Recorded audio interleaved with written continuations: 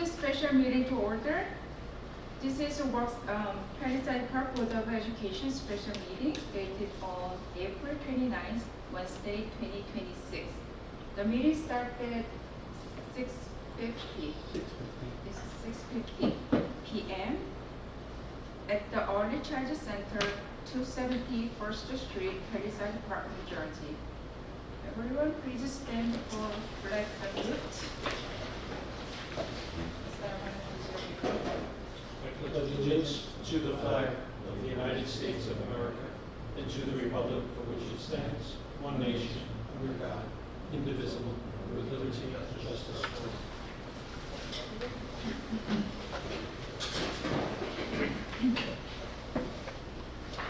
Mr. Amedio, could you do the roll call?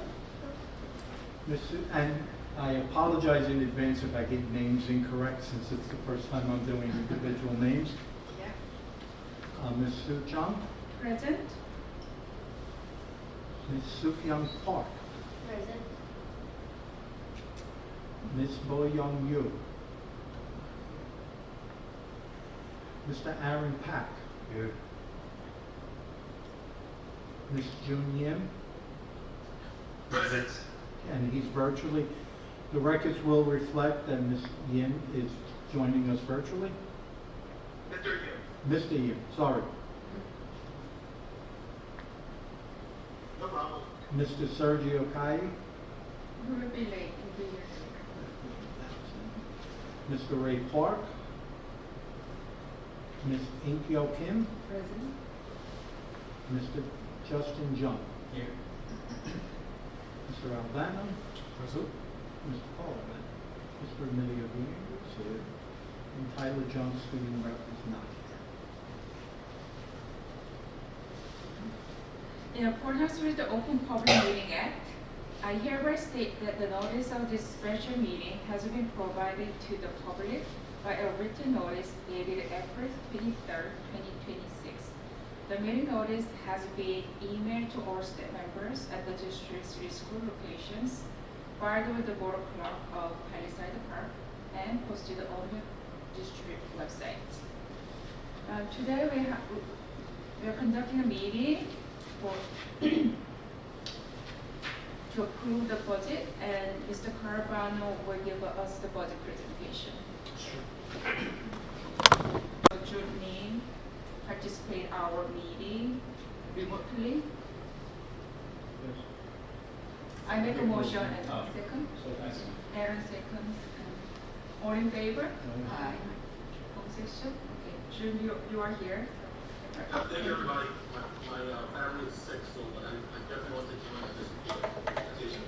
okay, so this is our annual budget hearing. We're going to take you through a presentation that does have some information that was presented last month, but also some of the information has been updated and is new.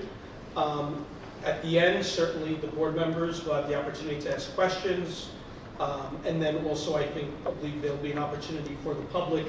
Our audience could certainly ask some questions as well. And then afterwards, we will be making a recommendation to the board for a budget adoption. I think it's important to just, maybe our audience members, we had a tentative budget approved, we also had county approval, and now this is the final stage of the budget process. So jumping right in, this has not changed. We did have some goals in the early development stages, which was to stay within the allowable tax levy, also support priorities, student learning, which is always first and foremost. Also, and I will explain more, reduce a reliance on fund balance to close budget gaps.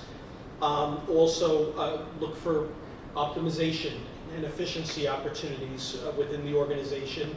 And plan for long-term facilities and maintenance. We are thinking about restructuring our facilities model to address some of the building needs. And then finally, ensure transparency and effective communication. So this meeting is part of that.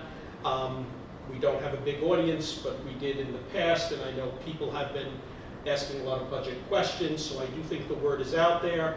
And certainly after this evening, we will post this information on the website as well as the user-friendly budget. So we talked about several of the challenges this year, but some of the more significant ones, and this is something that is statewide, health benefits for public employees have gone up dramatically this past year. For us, it's about a 31% increase.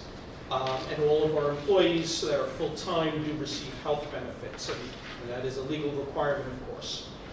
Additionally, our special education programs and services have seen some significant growth in some different areas, particularly related service and out-of-district placements. We are making an effort. We've freed up some classroom space, so we're hoping to have some classes established here so students can be educated here at home. And I think that'll be a win-win for parents, students, and as well as there's some financial benefit to educating children here as opposed to sending them out, when unless it's necessary, of course. Then, of course, salaries and contractual obligations. We try to give our employees fair raises. Inflation has been running high for several years, so a 2% tax cap when inflation was 1-2% was sufficient, but we have been offering raises somewhere a little above 3%. But that, when you have a tax cap, that 3% increase is hard to keep up with without raising revenue. So a little more detail, the employee benefit cost for us year over year has risen by almost 1.3 million. Oh, I'm sorry, over 4 years, 1.3 million. But now the big increase this year, so that already has outpaced inflation and even our ability to raise revenue under a 2% tax cap. But now this year, look at that significant bump in dollars, 1.6 million. And again, this is something that is not within our control. It's a 31% increase. To show you a visual, you just see those escalating costs, and it is something that is a real challenge. Now this, just to emphasize, this has not only health. Health is probably the biggest portion of it, but it's dental, prescription, pension contributions, and Social Security combined. But that is a good portion of our budget, and you see that 7%, 8%, almost 8%, and now 27.6%. Additionally, over the past 10 years, we learned that about 30 of our employees had not been enrolled in the state pension system. So that is a legal requirement. And we did, to correct this, we did enroll those 30 employees, but now we do owe the state pension system we do have a final number. It is $383,000 back payments. So that has to be also satisfied within the budget. Special education, I talked about this a little bit. You see a steady increase, not a dramatic increase, but a steady increase of children being placed out. Some children, if we don't have the program here, then by law we must send them to a district or a school that has the right program. However, some of the children have been sent out because we had no space. And in facing the budget challenge, we've decided to increase class sizes, and I will go over class sizes in a moment, and reduce a few sections of classes, and it freed up a classroom. So for example, at Lindbergh, we are planning to open up a classroom for special education students. It's a small self-contained class, but we're hoping that we will stop this number from going up and be able to offer some programs, not all, but some programs in-house. This slide I showed you last time, but I think it's important to show again for the audience. This is just inflation. And you see, during COVID, inflation really spiked. And, New Jersey had a 2% tax cap, but whenever all your expenses, your heating, your energy costs, your employee benefits, when everything is going up, it's very hard to sustain and run a school district. So, the board last year, fortunately, did raise taxes to 3.2, so it did kind of meet that rate of inflation. But, the gap was already starting to be created in previous years. And now, looking ahead, no one has a crystal ball, but we have a war with Iran. Fuel costs are very high. I think, oil is somewhere about $110, $115 a gallon. So, that may get resolved and prices may come down. But the prediction for most economists is that it would be a slow, gradual decline, but that eventually this crisis that we're in may also keep inflation elevated, at least in the foreseeable future. So the way we were able to try to avoid staff reductions and keep up with the rising cost was the district has used some of its fund balance, or basically your savings. And fund balance is there for things such as emergencies. If you have a roof fail or a boiler, you always have to have some money on hand to address issues such as that in a school district this size. But we've been using it to avoid cuts, to preserve program, which is admirable. But the problem is, once you run out of savings, you can hit a wall. And that is where we are at this point. And for example, last year, $1.8 million in fund balance was used to close a budget gap, but we can no longer rely on that level of fund balance to close the gap. This is just a little more narrative. I guess I basically explained it, but we have ongoing cost escalation, staffing, benefits, special education, all the things I discussed. But we also, at the same time, we're depleting our savings or the fund balance. And now we're at a point where we do have to make some difficult decisions this year. This just kind of talks about why continuing to use fund balance is a bad idea. It's a temporary solution, but the goal is for your revenues to match your expenditures. If you have a gap, eventually you will run out of your fund balance or your savings or security money. And it's just not a good idea. So fund balance has declined, less surplus is now available to use in future years. Our reality is we have a structural budget gap, is the way I would describe it. One-time resources like fund balance are not sufficient. The recurring costs, benefits, salaries, energy expenses need to be funded with revenues. So here's how we are proposing that the district move forward in the year ahead. First, we do need to have, and we've already implemented spending controls. For example, we'll support conferences, but only conferences that are really necessary. Other things like supplies, we're really trying to be frugal and keep anything that's non-essential, not support this year. If someone wants to go, for example, on a national conference, those are exciting and wonderful, but we may say, no, find a local conference, and we can support that, but we cannot support the expense of something beyond. And that's just one small example. For alternative sources of revenue, like grants and partnerships and state or federal aid, and I think we are maximizing it. One good example is we do receive about $1.1 million in federal funds. They're called title grant funds, and you approved them a few months back. But we're fortunate that that money comes directly from the federal government. It doesn't impact the local taxpayers, and it's used in many valuable ways. We definitely recommend a decrease in the reliance on fund balance and optimizing staff and operational costs wherever possible. So we're looking for efficiencies throughout the organization.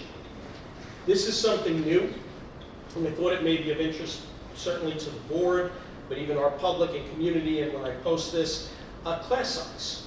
We are making some staff reductions, but what I'm comfortable with is our class sizes, even with those reductions, I think are in a very reasonable and manageable range.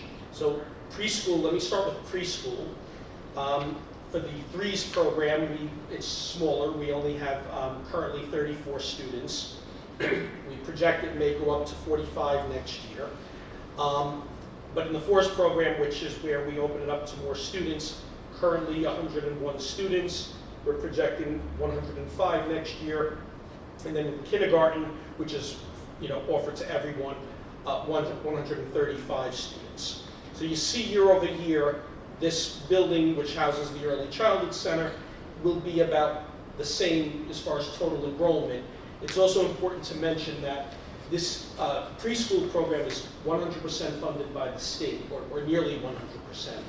All the staffing and the needs of the students, which is a wonderful thing to offer the community, to give children early childhood education. So that class size that you see is a requirement. It cannot go above 15. So even if we wanted to, and I'm not recommending it because with younger children, that is where you want to keep smaller class sizes. Their needs are more, more significant. This is representing our, we have a partnership with the New Christian Academy, which is a beautifully renovated facility right here in Palisades Park. And we offer for our students, the funding comes from the state to our district, to New Christian Academy. They're a nonprofit. And we offer classes to an additional 30 Pal Park students at a separate location. We visit there, we have a good partnership with them. It's very well run. In fact, the state came down and did an audit and was very impressed with our programs as well as New Christian Academy. Lindbergh Elementary enrollment numbers. If you look, you can see, we range anywhere from 104 to 139 is the highest.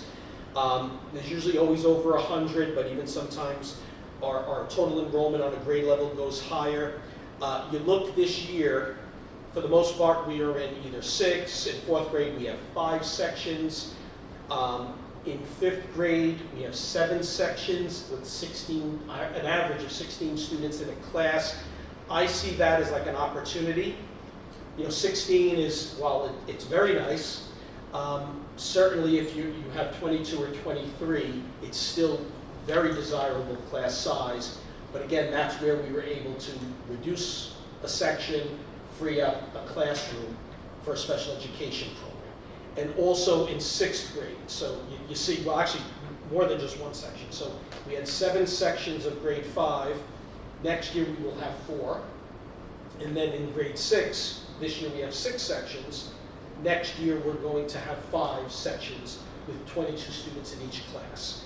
So if you look at the very last column on the right, you'll see that all of our class sizes are in those low to mid 20 ranges. And I would say to you, some of the most high quality districts, the high performing districts, these numbers are very very similar to what you see in many other quality school districts. So is it nice to have 18? Yes, but certainly these numbers are manageable in my judgment. And again, we had to look for ways to be more efficient with budget dollars. Overall, the Lindbergh School is going up by roughly 25 or 26 students next year, but again, we think we can manage it. High school, a little harder to give you specifics on class sizes. As you would imagine, it's a junior, senior high school, so in 7th and 8th grade, most kids take the same courses, okay? And they're in, they travel together, they move English, math, science, social studies, and then some special area classes. So this year we have roughly 26 kids in a class. In 7th grade, 22 and 8. Similar next year.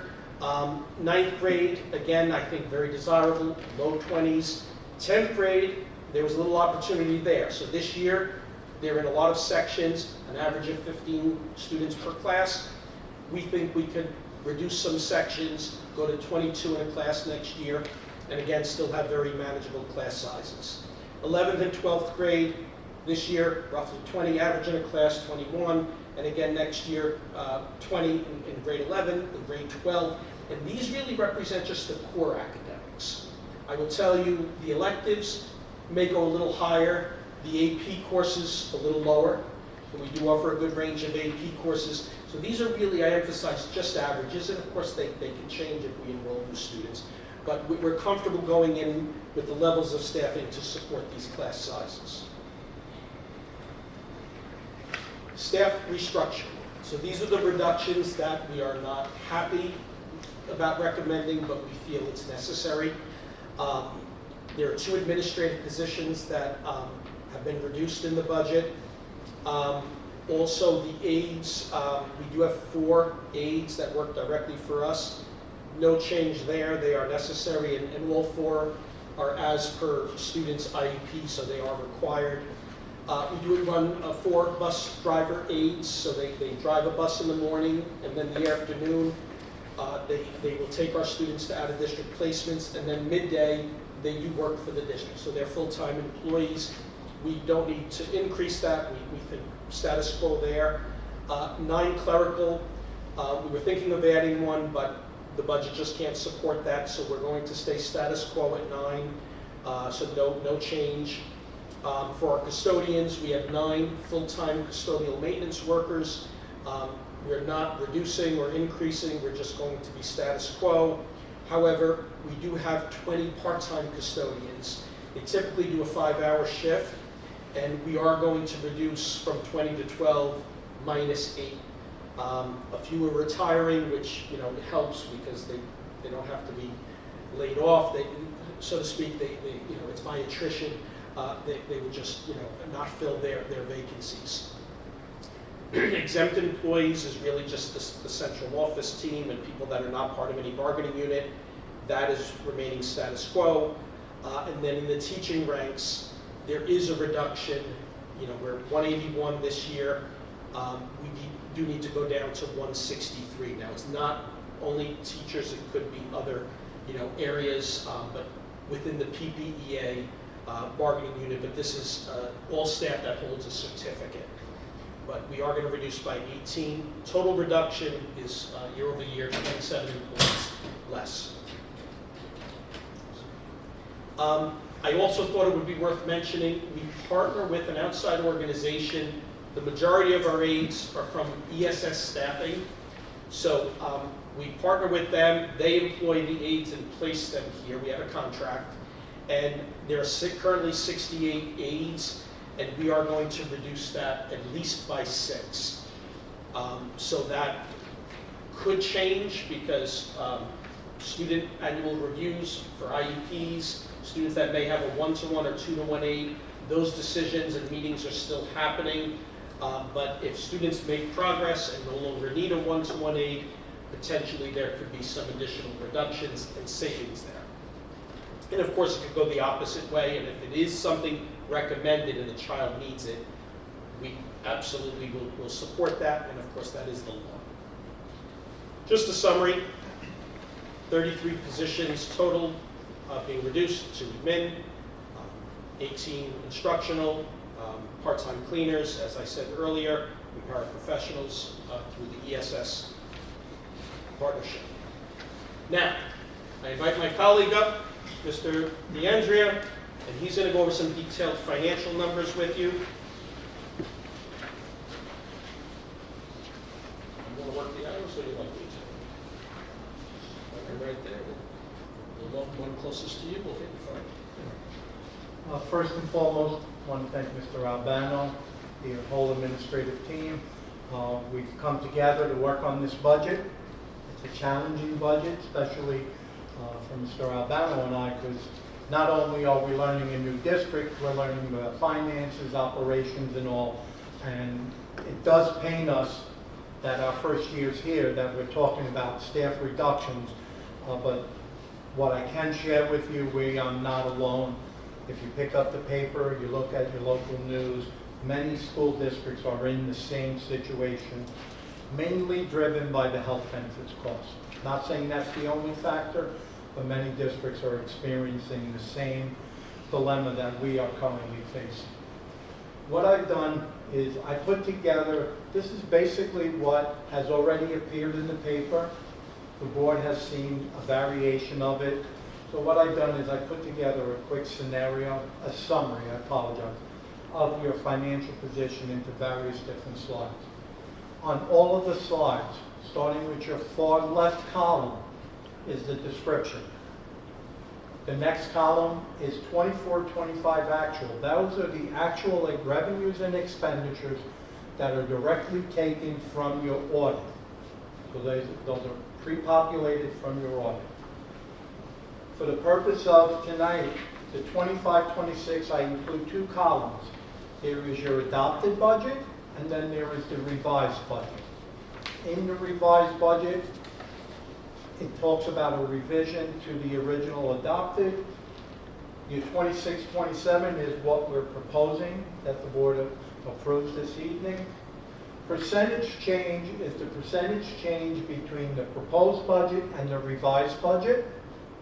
And then the last column is what percentage does that revenue number or expenditure number represent of the total budget. And when I say total, total operating budget, and then you'll see separate slides for this special revenue. So, a few quick things that I want to point out on the revenue screen first and foremost. Mr. Albano alluded to it, the use of fund balance. On his slide, though, he did not include maintenance reserve.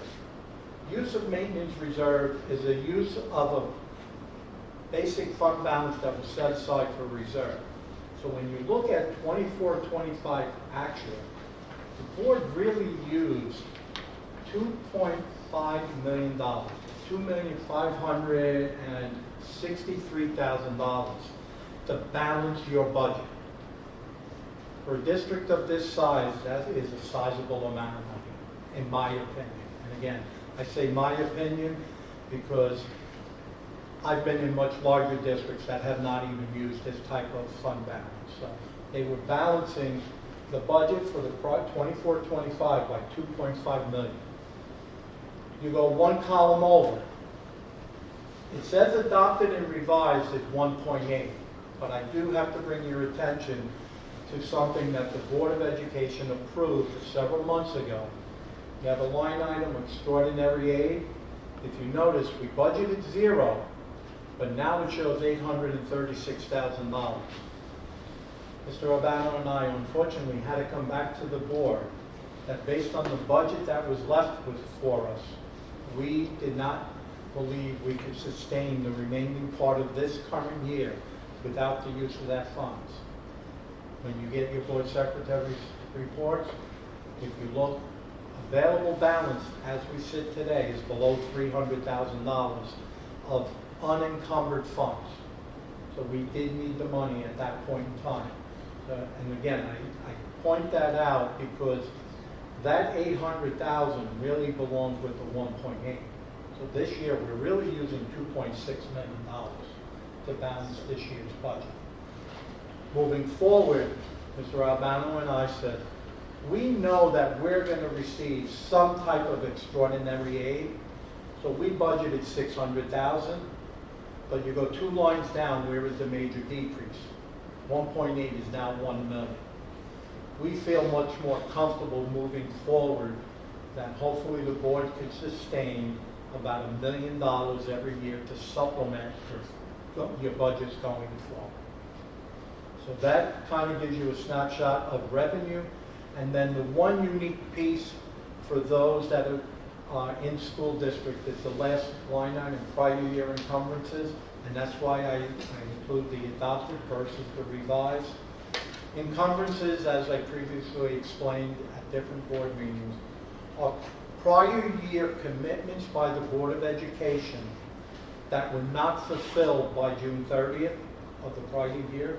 You're allowed to bring them into your subsequent year to pay the budget amount that was from the prior year. So we brought over 489. I can tell you a vast majority of that money was a capital project or a capital maintenance project that was not completed. So it was on the books, not completed as of June 30th, still to be paid. It comes into the 489. Any questions on revenues? Okay. We'll go into expenditures. I break it out by the major categories that are also in your advertised budgets and all. Regular programs, special education, basic skills, and the question came up, I forget who asked it, but why do we have no money for basic skills? Mr. Albano referred to that earlier. Most of our basic skills is funded by Title I, which is part of our special revenue budget. So most of it is supported by a title fund or a federal program, federal and state program. That's why there is no money allocated in that area. You have your bilingual, school-sponsored activities, school-sponsored athletics, before and after school, and summer. Again, not going to go into each number. You can read, you can look at it. The key thing is instruction is about 24% of your total operating budget. So 25% of the money allocated in this budget goes directly into regular education program, and the next biggest category obviously is special education. And I say special education instruction, that is not the support services that are also being provided. This is strictly programs that are in the district to support special needs students. This one is a little bit longer. What is the key piece that sticks out here? Your first line, tuition. In that tuition line item is all of our special education students that attend school districts or private placements outside of our school district, Palisades Park. And it also includes money for students that attend vocational programs. The next one is speech, OT, PT, and related services. Those are the services that are being provided to all of our special education students, mainly, and a vast majority of the money in that line item is for the use of paraprofessionals through outside third-party resources. So that takes up about 10% of the total operating budget. After that, they're all small pieces. Operation and maintenance, we're allocating $2.1 million. That includes maintenance of the facilities and the custodial staff that supports the maintenance of the buildings and the cleanliness. Where's our next big hit? Employee benefits. Employee benefits, when you think of it, makes up 22% of your total budget. Almost a quarter of your budget goes to support all of the employees in the district. And again, health benefits, Social Security payment, pension, tuition reimbursement are all included as part of employee benefits. So that brings it down. The next area for the district is smaller pieces. Equipment, construction, capital reserve are all funds related to improving your facilities. I highly recommend that the district at some point in time engage with your architects and your engineers to possibly do a full-scale facility review and come up with a plan and ensure that the district currently has a long-range facility plan. I apologize, I know I have it in the folder, what the total dollar value, but if I remember correctly, the total value of the facilities plan, I believe, was around $25 million. It may be important enough to look at that, bring in your architects and your engineers to update that plan and take a good hard look at where are the real needs of the district in total, not in piecemeals. So that's an important piece as you begin to plan for your future in the district. I know at the last meeting, the board discussed certain things about development going on in the district.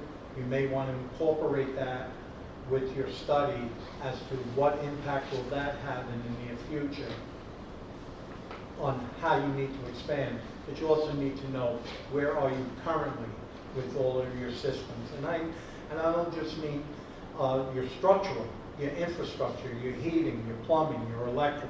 So those are all things you have to start considering. An interesting one, which is not a big impact here, is charter school. I know there are some districts that charter school number is approaching $2 and $3 million. And basically what that is the ability of students from in our district to go to a charter school for their educational purposes. The district pays for those students when they attend charter schools if they are accepted. If I remember correctly, we only have one student currently that's attending a charter school. So when you look at your total expenditures, it makes up 100%, broken out by major categories. And the next piece is special revenue. Mr. Albano hit upon it. These are revenue streams that come into the district that are specifically set aside for very restricted purposes. Again, I was asked the question, well, what's local? Why do we have 443, only 12 and nothing? The 12,000 for this year is the Korean cultural group that donated $12,000 to the district. That is money specifically set aside for a specific purpose.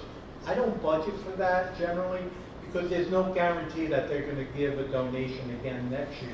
But if they do, what happens?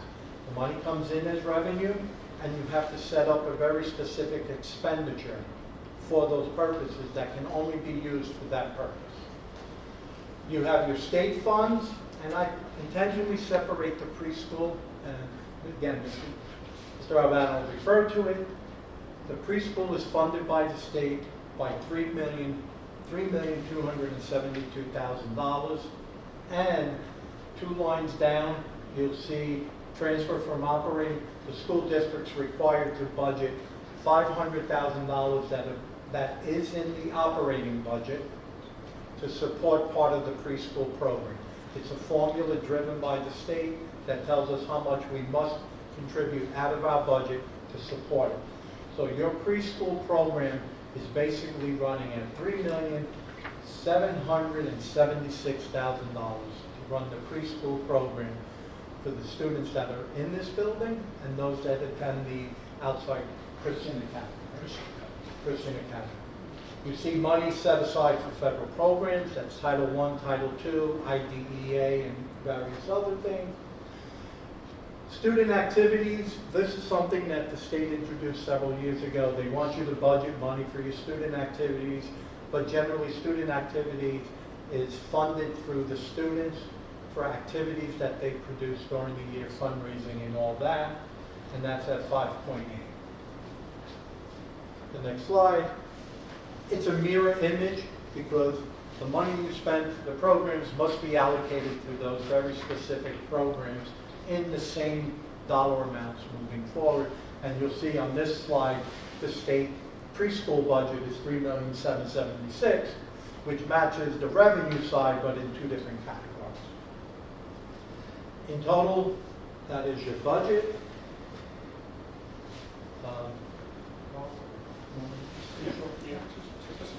So in total, what we are presenting to the board this evening in the community is a budget increase for taxes of $1,833,508, which brings the total budget operating and special revenue to $39,640,682. We understand 6.74 is an increase, but again, if you look around, there are other districts in similar positions, some slightly less, some slightly higher, but we feel comfortable that the presentation this evening for next year's budget will sustain maintaining the educational programs for the students of this community. We discussed this today. We contemplated taking it off, keeping it on. We want everyone to look at really the important piece is the disclaimer. We still do not have confirmation from the borough that these calculations are correct, but we still are presenting it because we were asked to try and give an estimate of where we felt taxes would be based on the current budget that's being proposed. So that kind of brings you through. Again, I know Mr. Albano and I spoke about dollars and all. I could sit here and go line by line, but the budget numbers are the budget numbers at that point. So. Sure, so we would welcome questions from the board. We've had a lot of ongoing discussion, but certainly this would be a good opportunity and to finish up. And we've spoken. Please understand, we are meeting on a regular basis to look at every possible avenue to bring back as many teaching staff as we can away from the 18. So we are still exploring other areas of the budget. We're asking a lot of questions because we're both new. So we're asking questions based on our experience in other districts. Why is this not seen comparable to other places? So we are still having those continued conversations on a daily basis with the administrative staff because we want to minimize as much as possible that 18 number, the teaching staff. That is our goal, not to hit that number 18 by May 15th, really, the renewal timelines. We think that would be a worst case scenario. No, it's, we are just actively, and this will continue over the next several months, we're looking at what we're paying for insurance. Every possible place where we could realize some savings. We're looking to preserve program teaching and instruction. So hopefully the reductions don't have to be as severe as we presented. Any questions from the board? Mr. DeAndrea, that's in operating budget, the very first line, because there's tax levy and there's a change of 6.7 and there's a budget percentage of 86%. That is the, or was it including special revenue or it's just in operation? Just the operating. 6.74 is the operating tax levy increase. Because there is no increases for taxes anywhere else in the district. You don't have any debt service or any other requirements, so it's strictly just the operating number. 6 points. And I apologize, we moved the decimal points. It should be 6.74. Because I don't know if I'm not understanding, because the tax levy is, it could go up if, for example, in special revenue, if state, because we don't guarantee, you can guarantee like every year that we get this Right. full amount of tuition from the state, right? Right, If they so- stop it or reduce the tuition, then But right now, it doesn't change. If numbers change on special revenue, we cannot come back and change this number. It stays at 6.74 again. Special revenue gets, the revenue sets the expenditure. So our preschool aid number is set by the state. Once this is approved, that's our allocation for the year. So that would not change. Now, will it change? Could it change for 26, 27? Absolutely. There's no guarantee in any state aid number from one year to the next. And we spoke earlier today, your state aid dropped by 3%. You happen to be one of those districts that met the requirements for a reduction of state aid. Feel fortunate that the state capped it at 3%. If they didn't have a cap of no more than a 3% decrease, who knows what that number would have been. But they only decreased by 3% for Powell Park. And there are other communities that have seen that type of decrease to 3%. So there's no guarantee year after year what your state aid is going to be. It's driven off of formulas based on enrollment and other factors. and just so I was sure that why we don't put all the budget like including special revenue, when we calculate the total how much percentage of our whole budget versus tax levy they use, but we only calculate the percentage of budget on tax levy, just specifically like operating budget. Right. So Only just, special revenue is that. thank you. Any question here? Just, yeah, go ahead. I'm sorry. About the employee benefits, so that is including the pensions that we have to pay back, the 30. No, that's a one-time hit. That's a one-time. It's I say a one-time hit, but then moving forward, now that these people are enrolled, if they are part of the PERS, we contribute to a portion of that on an annual bill that we receive. Those individuals, and I don't believe we had, did we have one or two that made it in the TPAF? No. So we'll see an increase in our contribution moving forward, but it's not as substantial as the 383. And be mindful, for the state of New Jersey, the state of New Jersey picks up the cost of your TPAF pension and the Social Security portion of the individual salaries. That is funded by the state. It appears in your audit as a separate note, but keep in mind in New Jersey, the state picks up your TPAS contributions and your Social Security So contributions. that contributes towards that. That's not even in there. Those amounts aren't even included in your budget. You're not required to budget for them. Yes. Mr. Albano, if you can you provide maybe a 10-year chart for this U.S. inflation rate versus the PPSD tax levy increase?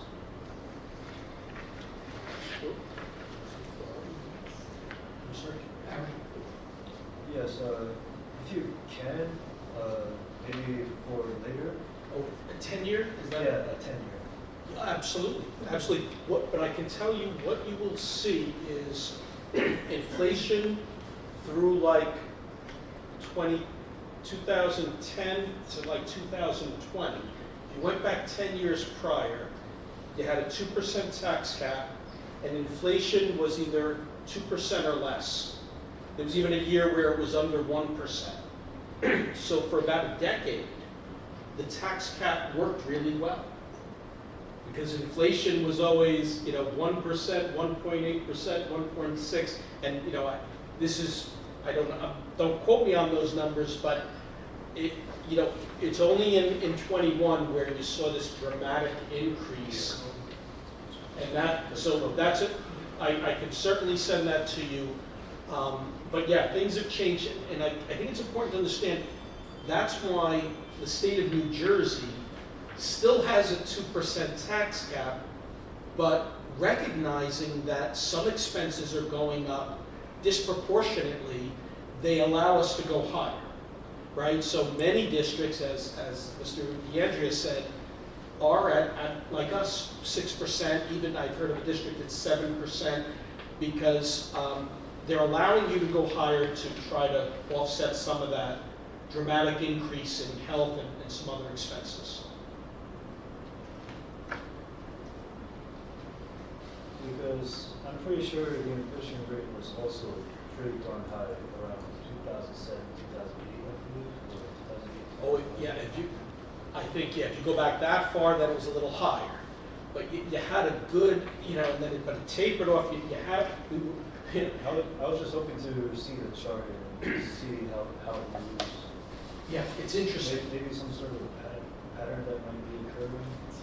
Absolutely. And maybe by going through that, we can predict and actually correctly, like, I feel like inflation rate is see just what kind of, following like, the tax global rate. trends and what's going on, like the global markets. And it's like kind of unpredictable. Yeah. Well, I'll tell you this. Because of working in schools and developing budgets for a long time, what I've said publicly many times is the Fed chairman didn't predict this inflation. If you go back to 2020, 2018, they were predicting just stable inflation. They had a target of like 2%.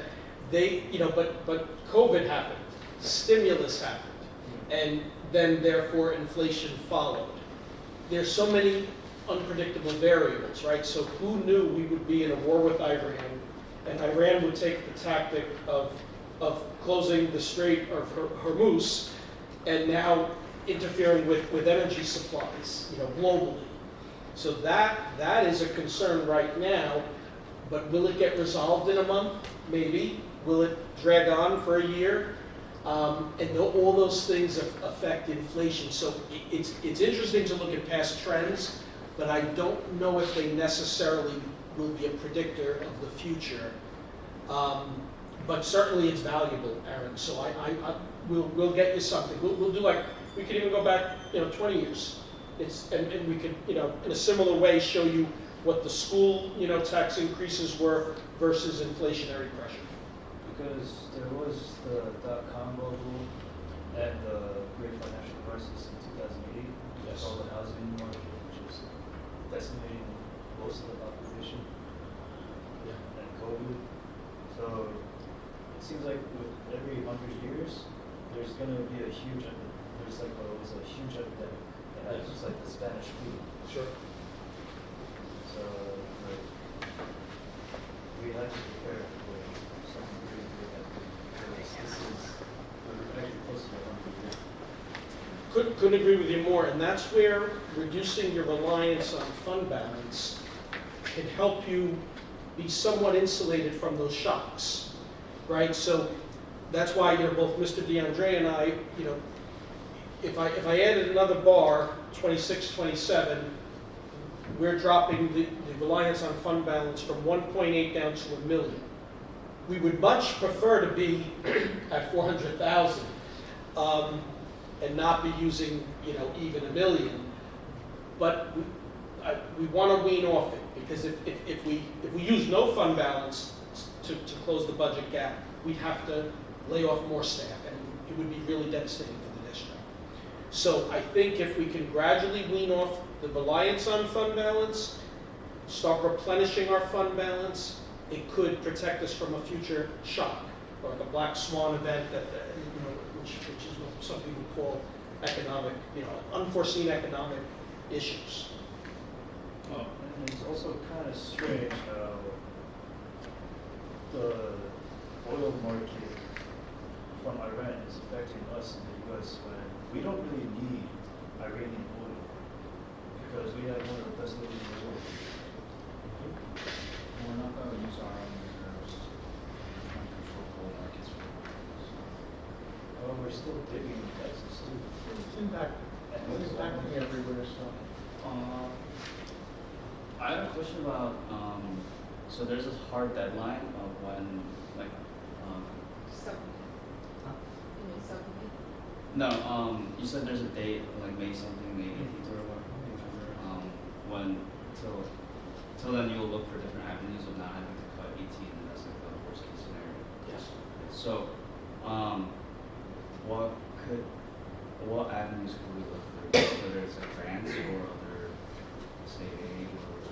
Yeah, there aren't all that many. I can tell you one thing that, and Emilio and I have a meeting on Friday, for example, with our special education department, and this opportunity, we do have some families that may be interested in having the students that are placed out. If we open a class and they choose, because it is the parents' choice to bring their children here to our district, there could be some cost savings there. The unknowns are the parent has something called pendency, which is we can't insist that you come bring your child back. We have to ask, and we would show the program. So those conversations are happening, but there is a possibility that could save 2 or 3 positions. I must say that's probably one of the biggest opportunities. Grants may be long-term, but over the next 2 to 3 weeks, that will not happen quickly. Well, would we be able to, if past this year, like hire several back or? Absolutely. When I have conversations with people, because, and that does need to happen over the next week or so, we have some high-quality people that are just least senior. And I will be saying to them, if, let's say someone resigns, right? So maybe we let someone know that their position is being eliminated. We would certainly support them in trying to find a new job, and many of the people will easily find a new job, I'm sure. There's a teacher shortage. But I will be having that conversation where, look, if something changes, we certainly will let you know immediately if we could somehow preserve your position and retain you. So, yeah, that's the work over the next 2 to 3 weeks. Yes, sir. So for the staffing, maybe like a 6, 8 workers for 26, 27. How it's gonna impact to our students and the teacher maybe it's gonna be harder for them to deal in the classroom because I know some students need more, some students need less. How are we gonna fix that? Yeah, that is a great question. So many, not all, so for example, in our kindergarten classrooms and pre-K classrooms, each one has an aide, like a general classroom aide. Then many of the other aides are for children with special needs.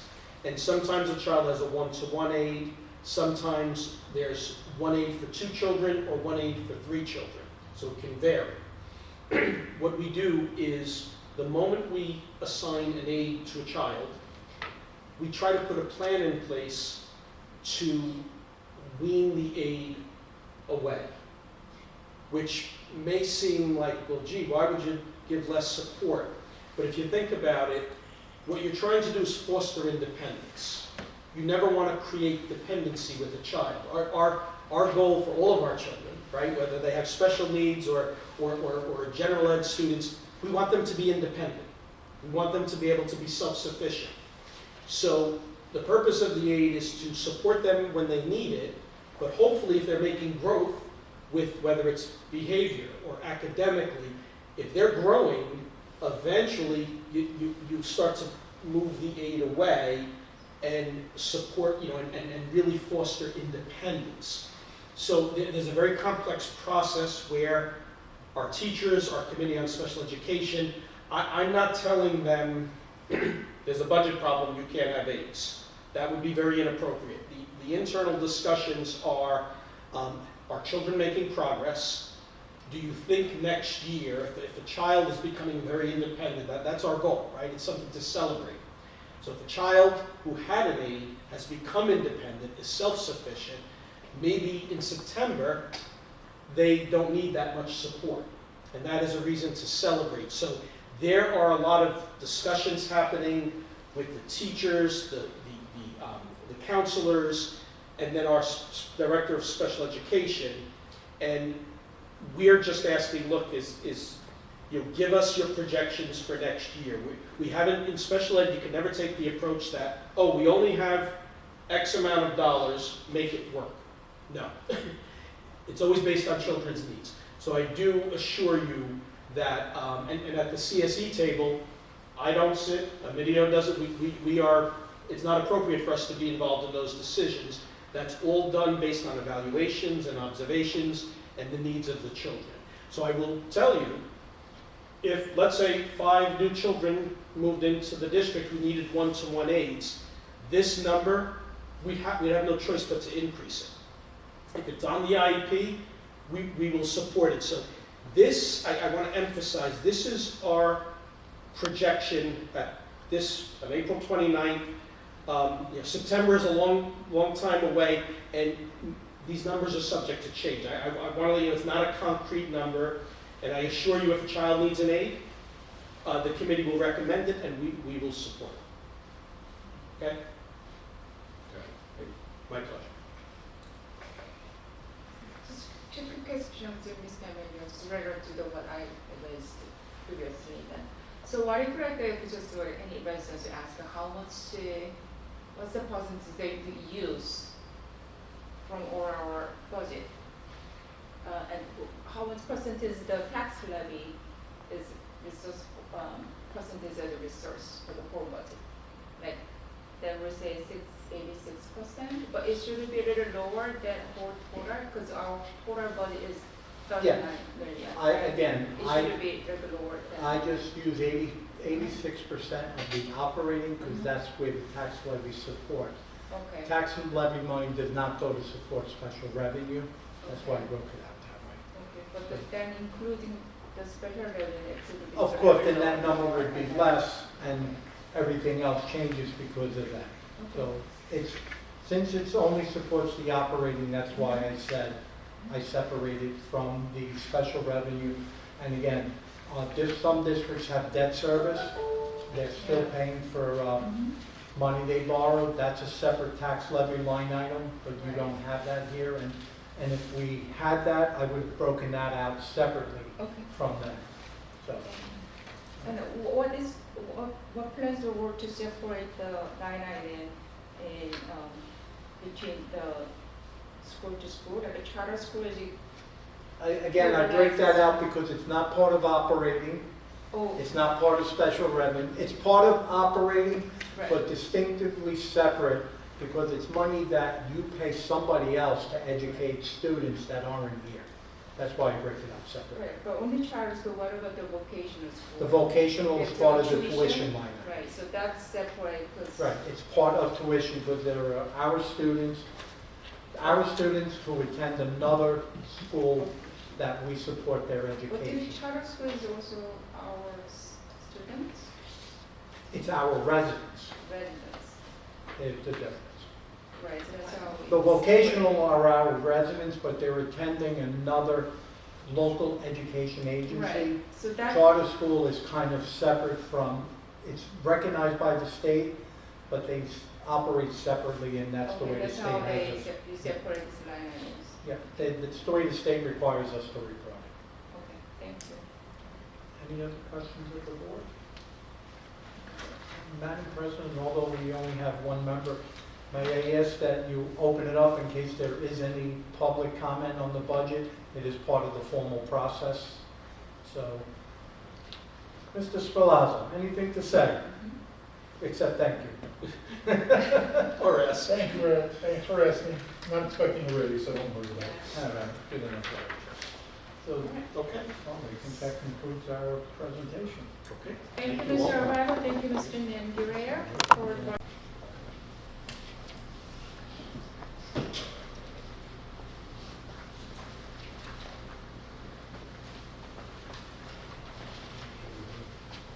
So now we will go on to the work session to discuss before voting in the regular sessions. We will discuss and review our agenda and resolutions, starting with building and ground. Mr. Guy, would you like to read? Yes. We have one item to approve, the Palisades Police Department Junior Police Academy. They resolved that the Palisades Park Board of Education, upon the recommendation of the superintendent, approved the Palisades Park Police Department to use the Lindbergh Elementary School baseball field, track, cafeteria, and auditorium for Junior Police Academy from June 22nd, 2026 to June 26th, 2026 from 9 a.m. to 2 p.m. Thank you.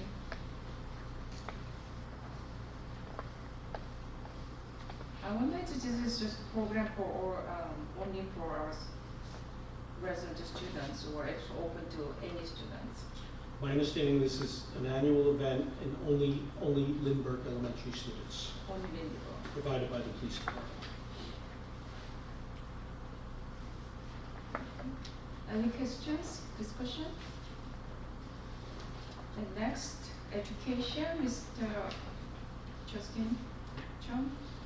We have one item. So field trips, be it resolved that the Palisades Park Board of Education, upon the recommendation of the superintendent, approves the following field trips. The first is to County Field on May 22nd, 2026. The next is Lindbergh Elementary School on May 18th, 2026 to World Base, for World Base. Thank you. Any questions? Discussion?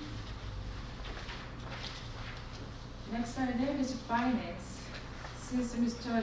Lim is to be joining, I'll just read. Thank you, Sue. One is to approve 2026-2027 budget adoption. The total budget is $39,640,682, including all special revenue too. Number two is approval of agreements with Landwehr. Number three, staff member visitation workshop. Number four, treasury reports for November 2025. Number five, authorization for payment of bills. So number five is just to temporary things to because currently our account payable position person is vacant. So until the new person come in, then Mr. Andrea will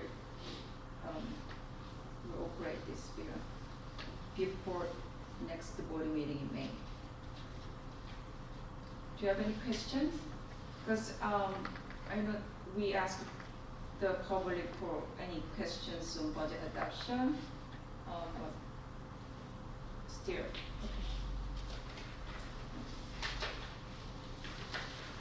If not, next to personnel. Ms. Sudanga. Okay, personnel. I have 3 items today. Number 1, appointment of staff. Number 2, approval of employment contract. Number 3, residency waiver application. Okay, any questions? Discussion? If not, may I have a motion to close the work session and open to regular session? I make a motion.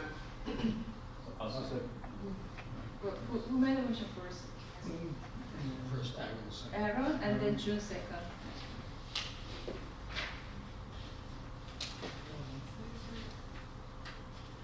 Okay, now,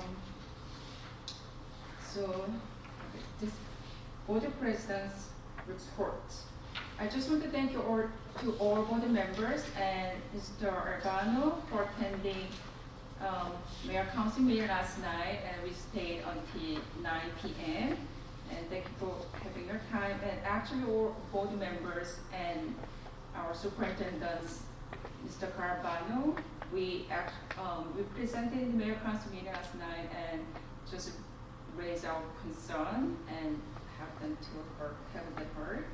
And yeah, so we just request and respectfully request the maximum support measures for them in case the massive redevelopment plan will be discussed within the borough, and it's going to be actually near future.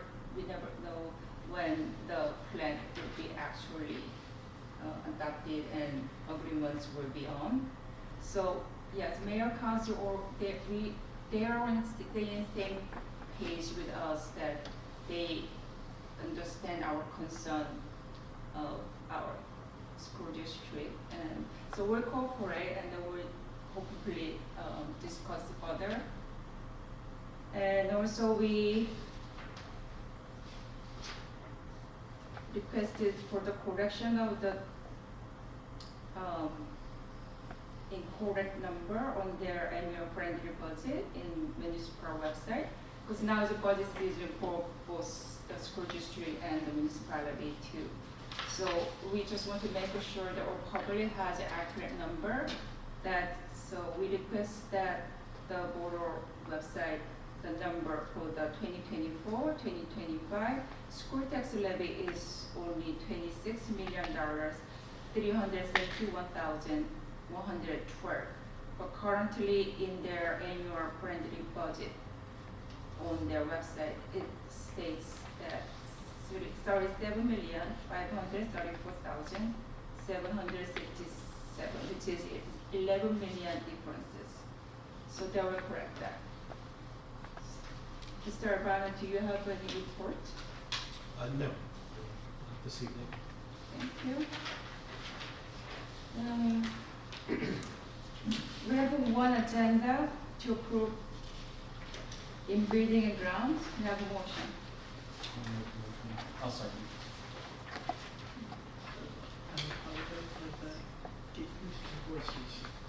So moved by Aaron. Second by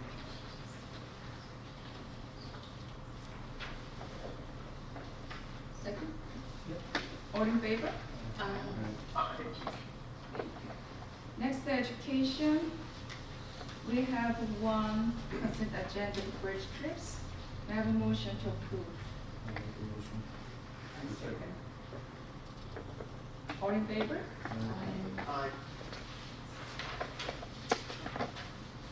Next, finance. We have a 5 consent agenda, and the main thing is to approve the budget too. And yes, we have a motion to approve 5 finance agenda. Second. please roll call? Mr. Media, can I do that? Sue Chung, Yes? Sergio Kai, Yes. Inkyo Kim, Yes. Justin Jung, Yes. Jun Yin, Yes. Subyung Park, Yes. and Aaron Pack. Yes. Folks, thank you for your support of the budget. Thank you. Thank you for your hard work. So 2026, 2027 for budget is approved. Total budget is $39 million, 640,682. Next, personnel, we have three consent agenda for approval. May I have a motion to approve the personnel agendas?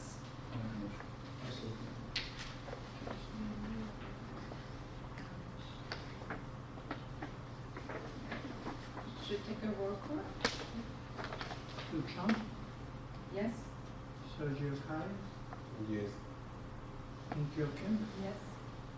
Justin Jung, Yes. Jun Yin, Yes. Subyung Park, Yes. and Aaron Pack. Yes.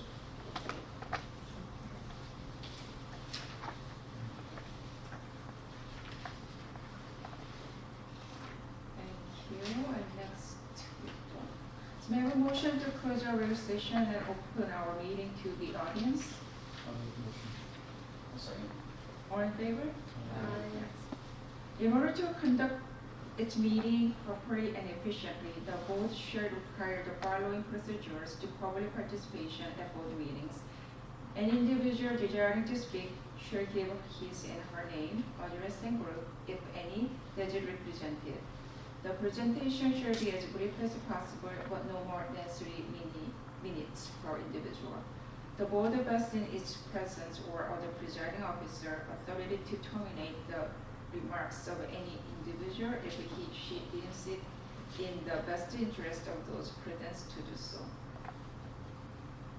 We have only one audience today. Can't listen, not to talk. May I have a motion to close our public participation and open, move on to the closed session? I'll make the motion. I'll second. All in favor? Aye. Aye. Thank you. We have a closed session probably about like 20 minutes or 20 minutes probably to discuss the legal matters. And hope we don't see you. Mr. Sparaggio, have a good night. Good night. Thank you for joining us, too.